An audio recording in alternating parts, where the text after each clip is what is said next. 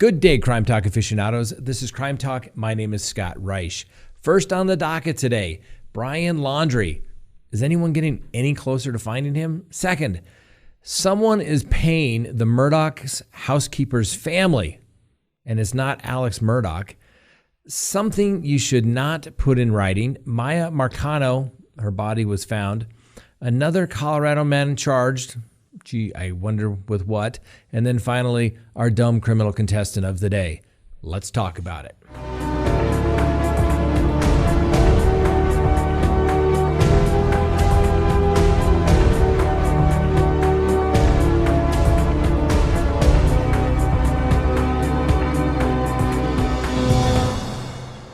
Good day, Crime Talk aficionados. My name is Scott Reich, and this is Crime Talk, the most fact-driven, unbiased true crime channel. The channel where a practicing criminal defense attorney explains the facts, the procedure, and the law to cold cases and current true crime cases as well. Welcome. Now, if you have not done so already, please hit the subscribe button, hit that bell, and make sure you receive notifications of when we go live or put up new content. Tomorrow, we will go live. Please join us 6 p.m. Mountain Time. And if you don't have time to watch us on YouTube, do not forget to listen to all of the shows, current and past shows. You can download them on all of your favorite podcasting apps like Apple and Spotify. And we have seen our numbers shoot up big time. So thank you very much for listening to us on the podcast version. All right, before we get to the docket, let's support the people that support Crime Talk. Please go to crimetalkprep.com and claim your 3-month emergency food kit. That's right. In today's world of supply chain shortages and unknown changing rules, you don't know what will be next. True story. Went to Costco the other day. They are now limiting, once again, the number of rolls of toilet paper that people can get. I had to go to the car dealership to get a new tire for my car. Guess what? 6-week wait. There apparently is a tire shortage. They can't get anything in the supply chain. You've probably seen this before. Is it going to get to the food next? We'll have to wait and see. Well, when you go to crimetalkprep.com, you'll receive $100 off the best-selling 3-month emergency food kit. This food stays fresh for up to 25 years in proper storage, so it will be there when you need it. And the meals in the food kit average over 2,000 calories per day to make sure you have the energy you need to go on. So go to crimetalkprep.com, claim your 3-month emergency food kit, and you'll receive $100 off. I'm telling you, it's the smart thing to do. All right, Brian Laundrie. He's still out there. No one's been able to find him just yet, but let's give you the breaking news that we have thus far. Haywood County's officials are investigating a viral social media tip from a Florida man who claims to have seen Brian Laundrie in the Appalachian Mountains in North Carolina. Now, the latest tip comes from a guy by the name of Dennis Davis, who said he saw Brian driving a white truck near Waterville Road along the North Carolina-Tennessee border. Now, Chief Deputy Jeff Haynes with the Haywood County Sheriff's Office said that their office has received a number of calls about Brian Laundrie over the last several days. Davis said he saw Laundrie in a parking lot near an entrance for the Appalachian Trail. Davis said that Laundrie appeared to be high. There's no doubt about it. That was Brian Laundrie I just was talking to. 100%, no doubt in my mind. That's what Davis told law enforcement. Now, Davis said that Brian told him, "Me and my girlfriend had a fight, and man, I love her, and she called me, and I need to go to California to see her." Law enforcement have not been able to confirm this sighting whatsoever. Now, the family of Brian Laundrie believes he is still in Florida and is holding out hope that he is still safe. Now, they're concerned, according to the family attorney, Steve Bertolino, but they hope that he is found alive. Well, for now, the FBI is trying to piece together Laundrie's actions for the past month, including this family camping trip in early September, as well as a alleged new phone he purchased after Petito went missing. Now, Bertolino, the attorney, now says that Brian's sister, Cassie, saw Brian twice after his return to Florida after Petito went missing on September 1st and again on September 6th. In an interview with Good Morning America that aired on September 17th, Cassie said of Brian, "I haven't been able to talk to him. I wish I could talk to him." Now, Bertolino issued a statement saying, in part, law enforcement agencies are well aware of these dates. Any prior communication by Cassie that does not reflect these dates is simply a difference of relating an answer to a question misinterpreted by Cassie or poorly posed by the inquirer. Now, let's talk about this for a second. As someone who has represented people accused of crime for some 26 years, I've had lots of people disappear. I've had people harm themselves and they are found out in the middle of nowhere. I've had people that have left. Some have said, "I'm leaving," others have not. And as an attorney, it would be unethical for an attorney to advise somebody to leave the state when they know that charges are actually been filed or pending or a court date is coming up. You can't do that. Now, my experience is that most people that don't show up for court usually stay within a very close radius of their house. When I mean close radius, I'm usually meaning about 14 blocks because that's what they know. That's the people that they know, and they have nowhere else to go. Now, old Brian Laundrie, he's pretty sophisticated, I would say, as compared to most. He knew the heat was on. He left. He did what most people don't do. He was exercising some discipline by not taking his phone with him. Apparently, he's been able to exercise some discipline by not reaching out and contacting his family, because I guarantee you, although the phones aren't tapped, it actually takes a lot of work to tap a phone. Calls in and out to all of these cell phones that the family may have are being monitored. Mark my word on that. The other thing about this that catches me from somebody that has known people that have disappeared, the family is just a little too relaxed, okay? If you thought your son or daughter was missing, would you be staying at home ordering food? No. You would be out there searching for your kid. If you thought that something was going on, you would be out there so that you would be able to get them, take them, and turn them in safely, so basically a mob doesn't get him and do something to harm him when they find him. But they're not, because they know, okay? Now, this is my opinion. They know that the authorities and everybody else are looking in the wrong spots. I don't know if this guy in North Carolina saw Brian Laundrie, if that's him. My personal hunch, my guess is that everyone thinks he went north. I think he went south. I think he went south on a boat somewhere and is drinking a fuzzy little drink somewhere with a little umbrella on it. We'll see who's right. I don't know. But I think by the indication of the family, they aren't too concerned that the authorities are looking in the right spot. That's just my guess. All right. And it's a guess. I know we'd like to stick to the facts, but as a trial attorney, I like to think I've developed some good gut instincts, and the family just looks a little too calm. They are too calm. Now, a warrant for Brian Laundrie's arrest was issued in late September, obviously accusing him of this unauthorized use of a debit card.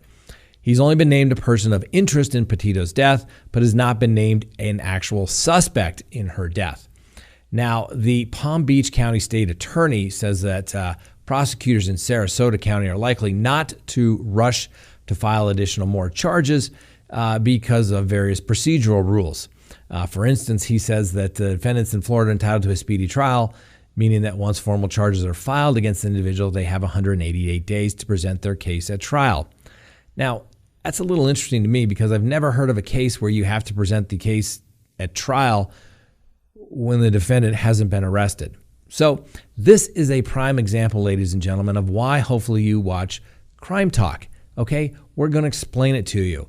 Nobody in the state has an obligation to get somebody to trial that hasn't been arrested or appeared in front of a judge or entered a plea of not guilty. You got to be careful in what you watch and who you listen to, so you make sure that you get it right. Now, another issue that a lot of people have been asking about in the comments are, what kind of crime could the parents be charged with? And well, at this point, since the mere fact that the Laundries have lawyered up it seems pretty unlikely that they would be charged with some sort of false statement or attempting to influence a public official. And those names of the charges would vary from state to state, but you get the idea.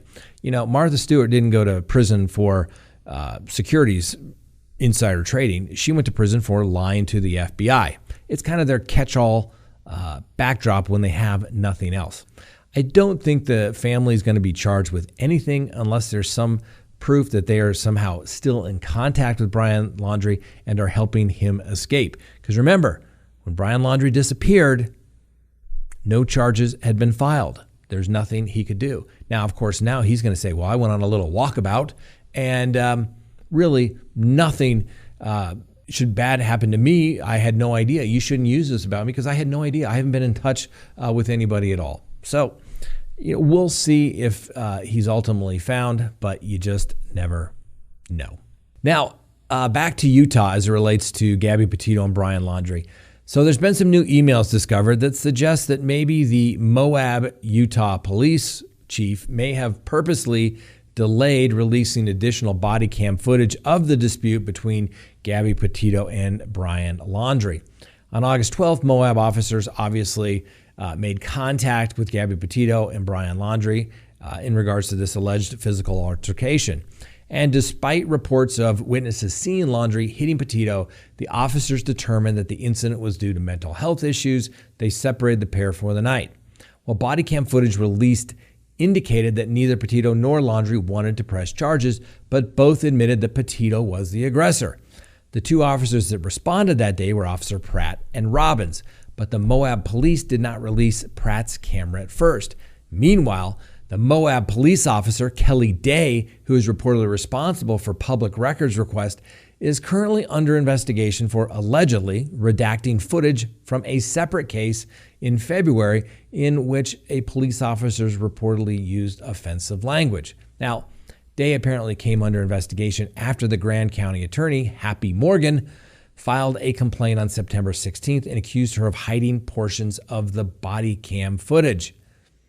We'll wait and see. Now, as the manhunt continues, the nationwide manhunt continues, has been joined obviously by Dog the Bounty Hunter, whose real name is Dwayne Chapman. Well, Chapman has obviously become popular in the search after he set up his own private tip line, which apparently has at least 2,000 calls, of which 20% were actual leads. Old Dog the Bounty Hunter says he's turned over evidence found at a makeshift Florida campsite to the FBI as he continues his hunt for Brian Laundrie. Now, Chapman said in an interview last Friday, we found a makeshift but yet a very primitive camp that has some promising things around it. So he's gathered up all those things with gloves and baggies and turned it over to the FBI. Not exactly sure what he claims will be a lead there, but we'll have to wait and see. Maybe it was a discarded cigarette butt. Who knows? I guess anything could be of evidentiary value, assuming that was actually Brian Laundrie's primitive campsite. Now, after repeatedly saying that old Chapman doesn't coordinate with cops, Chapman's contacted a private search and rescue canine team to get his search underway on an island called Egmont Key, which is off the coast of St. Petersburg, Florida.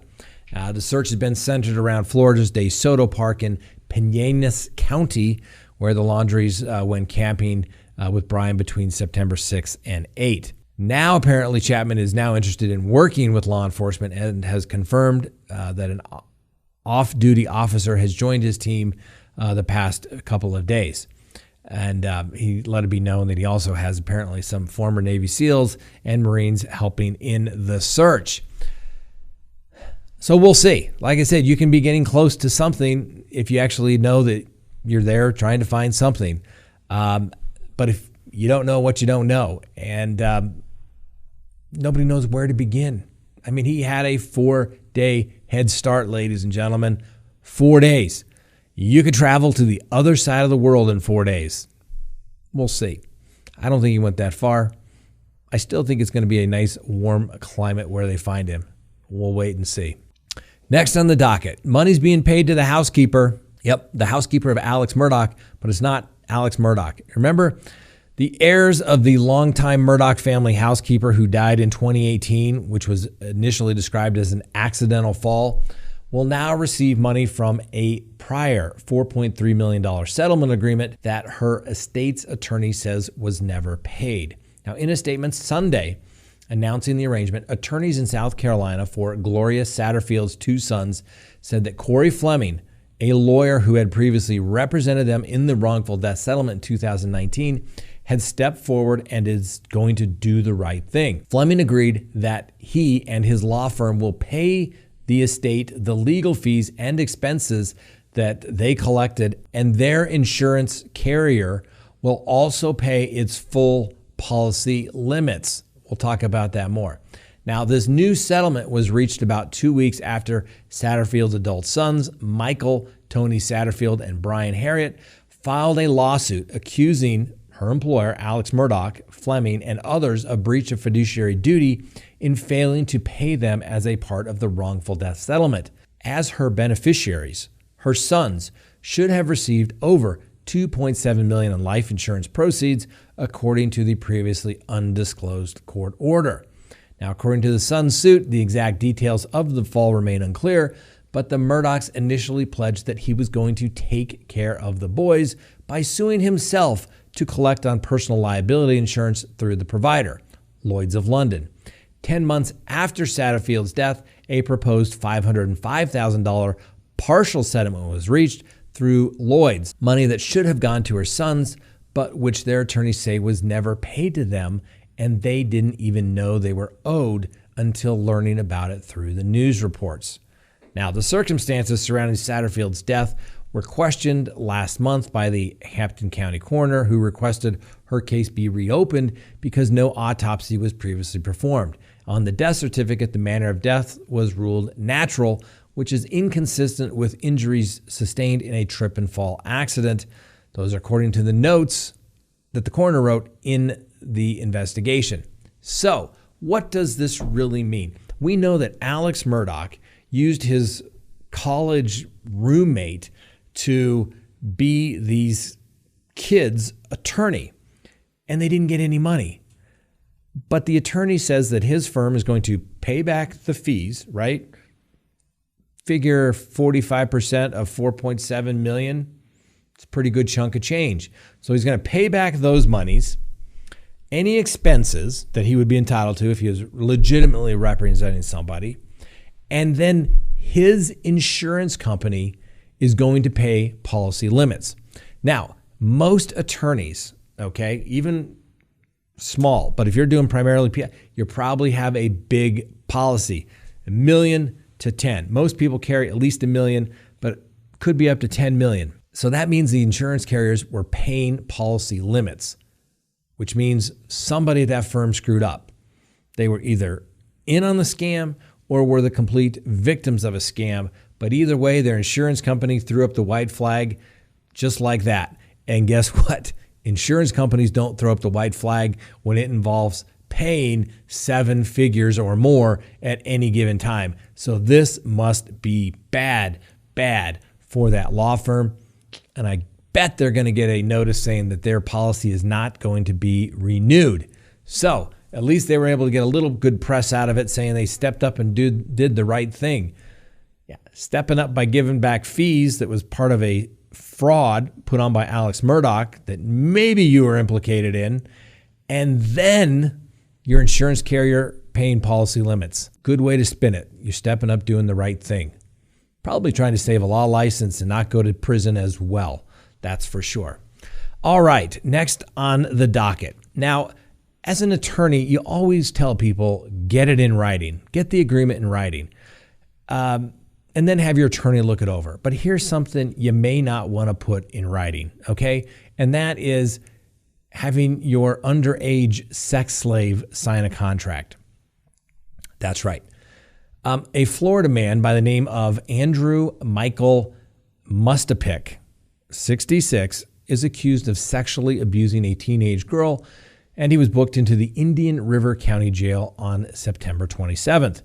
Now, the allegation is that Murdaugh met the girl, then 17, through a 19-year-old friend and agreed to buy the older girl a car in exchange for sex. The younger girl, now 18, allegedly told the sheriff's investigators that after he bought the car, she was forced to have sex with him. He made her sign, that's right, a contract. The document detailed her schedule with him and the kinds of acts that he wanted her to do. She did remember a clause within the contract stating that she would be his sex slave twice a week on Mondays and Fridays for the next 5 years. Now, the 19-year-old friend drove the younger girl to Murdagh's home twice, but the child stopped returning after the third sexual encounter. Now, the 66-year-old took back the vehicle after the girl did not uphold her end of the contract. Can't have people breaching contracts, can we?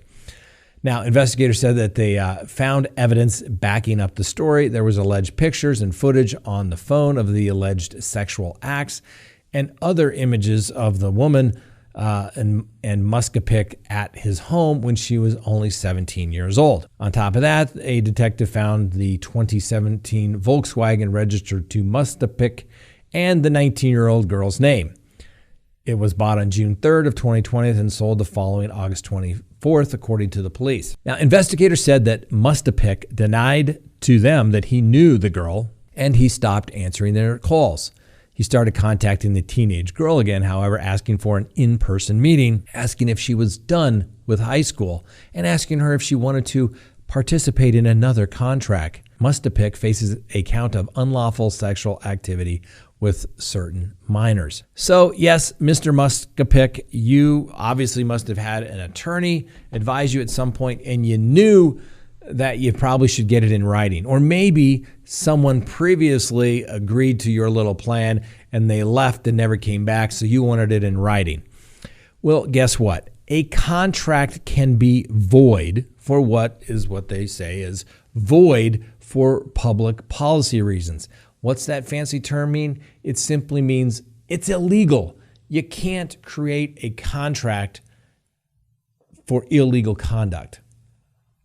It's void. So when you have a 66-year-old guy trying to have relationships with a 17-year-old, just weird and creepy, it's not right and illegal still in most states. So you have to just remember, you can't make something legal by having a contract around it, okay? Just remember that. And one more thing. All you teenage girls out there, I'm sorry. No teenage girl wants to date their grandfather, okay? That's weird. That's creepy. I know somebody will say, oh, that doesn't matter. What's a 50-year age difference? Does it matter? 40-year age difference? It matters to everybody. It's just not the cool thing. I know somebody will say something in the comments. Oh my gosh, I've been married to somebody 40 years difference and it's a great relationship. I get it.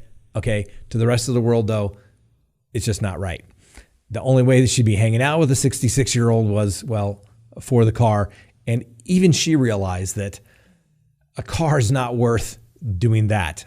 Before we move on, let's take a quick recess.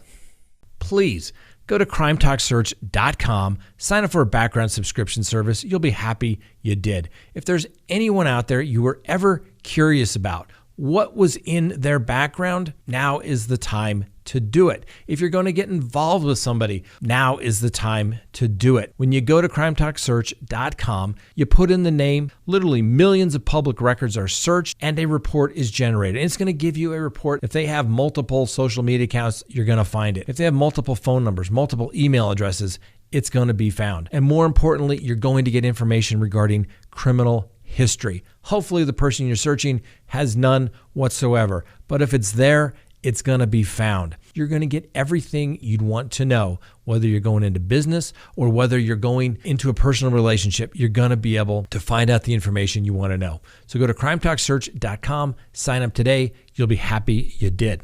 All right, and we're back. Maya Marcano. Well, a body was found Saturday morning in the search for the missing 19-year-old Maya Marcano, days after the prime suspect, Armando Caballero, died by suicide. The search for the missing Florida teenager ended with tragic news Saturday morning when police found what they believed to be the 19-year-old's body. Marcano's purported remains were discovered around 10:45 a.m. in the timber scan on the lake condominiums, according to the Orange County Sheriff John Mina, who said this during a press conference. Now, although Mina said they were very certain of the identity, obviously they were going to await official announcement until determination by the medical examiners. Detectives were led to the apartment complex by the phone records of the now deceased prime suspect, Armando Caballero, who died by suicide.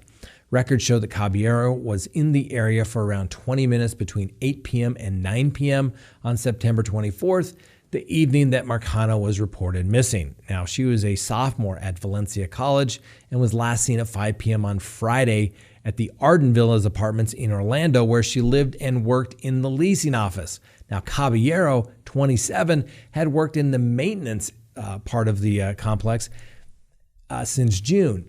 Now, Caballero expressed a romantic interest in Marcano, but he was repeatedly rebuffed. And that's where things went sour. Maya wasn't interested. We are still trying to investigate all the circumstances behind exactly what happened. But apparently, he was found in her apartment at one point and, obviously freaked her out. We now know that a maintenance-issued master key, which Caballero was known to be in possession of, was used to enter into Maya's apartment on Friday afternoon about 4:30 p.m. This would have been about 30 minutes before she finished her shift at the apartment complex. Now, investigators did, in fact, issue an arrest warrant for Caballero and were searching for him over the weekend before they found him dead in his apartment. So, sad situation, ladies and gentlemen. I just don't get it. You know, guys, if a girl says no, it means no. Move along. Move along. You certainly don't get to go into somebody's apartment and, do terrible things to anybody. I just don't get it. All right, ladies and gentlemen, once again, if the husband says, let's pack up and move to Colorado, be afraid. Be very, very afraid. That's right. A Colorado man by the name of Scott Smith, 46, was arrested after he called 911 and reported that he shot his wife, a Kennequan Smith, last November, but he was released when prosecutors said that they didn't have enough evidence to bring him to trial. Now, Smith, who had previously said last year that he had no choice but to kill his wife in self-defense, has now been charged with her murder. Friends and neighbors said that at the time, Kennequan Smith, whose family lived in Thailand, was just not the type to attack anyone. The Jefferson County Sheriff's Office continued investigating the case, and last week, deputies went to the home, arrested Smith again, and charged him with first-degree murder, tampering with physical evidence, and domestic violence. Now, Smith's mother, 66-year-old Teresa Rhino, was also arrested, charged on Friday with being an accessory, attempting to tamper with physical evidence, and conspiracy to commit tampering with physical evidence. Rhino, the mom, was given a $5,000 bond. Smith was ordered held without bond and is due in court on November 8th. I don't know. There's something about the West. Maybe it's the water. I'm not sure, but something just seems like it takes place a lot more out here than in other places. Maybe it's just because this is the area that I live, but it sure seems like there's a lot of wives disappearing out here. If you don't like your wife, ladies and gentlemen, okay, I urge you, seek a divorce. Do not kill anyone. Please, please. It's not worth it. Nobody deserves to die like that. Okay? Hopefully that's a good enough statement, because there's somebody that will say I'm somehow condoning violence or something along those lines. All right, next on the docket, our dumb criminal contestant winner and our new contestant for this week. Our dumb criminal contestant winner, James Kurtz, the man from Missouri. He posted a photo on Facebook Marketplace trying to sell new catalytic converters. Well, that photo also showed a little more than auto parts. It also showed a large bag of methamphetamine and a syringe on the table in the background. That's right, ladies and gentlemen. Only one thing worse than taking your phone to a crime scene is, documenting it on your phone and then putting it on social media. It doesn't get any dumber than that. Congratulations, you are a Dumb Criminal Contestant winner of the week. And this mug, that's right, you can take a photo of it, put it on Facebook, you can do that. But keep the meth out of the cup, all right? Today's dumb criminal, Matthew Cusimano, 46, was stopped around 2:45 Friday by cops who spotted him riding a bicycle without any lights on. And listen, ladies and gentlemen, bikes without lights, it's a gateway crime. Next thing you know, you're robbing banks. You just never know where it's going to stop, right? Fortunately, Madeira police were there. They pulled over Mr. Cusimano. He was taken into custody. Why? Was it for the headlights? No. They searched him and found 2 drug pipes and 10 grams of a substance reportedly identified as methamphetamines. Well, Cusimano, what did he say? He claimed that the confiscated items were medical methamphetamine. Possible. I'm not aware of any place that has legalized methamphetamine for medical reasons. I think you need a prescription to get those drugs that produce the same effect. You can't get them from your street drug dealer. You got to go to the legitimate drug dealer, the pharmacist. All right. And I can say that since my ex-wife was, a pharmacist. Still is. All right. That's all we have for you today. Thanks for watching. Please join us tomorrow night, 6 p.m. Mountain Time, when we go live. We'll answer your questions. And then immediately following that, we'll have our Patreon show where you can call in. We've got to answer the Magic 8-Ball question. The Magic 8-Ball, I don't think has been wrong yet. So we'll see. Thanks for watching. Have a wonderful day. We'll see you next time on Crime Talk.